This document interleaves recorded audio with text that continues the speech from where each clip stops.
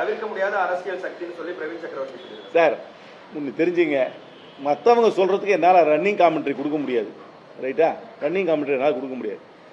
விஜய்க்கு ஆதரவு இருக்கா என்று கேட்டால் இது உங்ககிட்ட பல முறை நானே சொல்லியிருக்கிறேன். ஆதரவு இருக்குன்னு தான் சொல்லுவேன். நல்ல கணிசமான ஆதரவு இருக்கும். இளைஞர் பட்டாலும் டெஃபினட்டாக இருக்கு.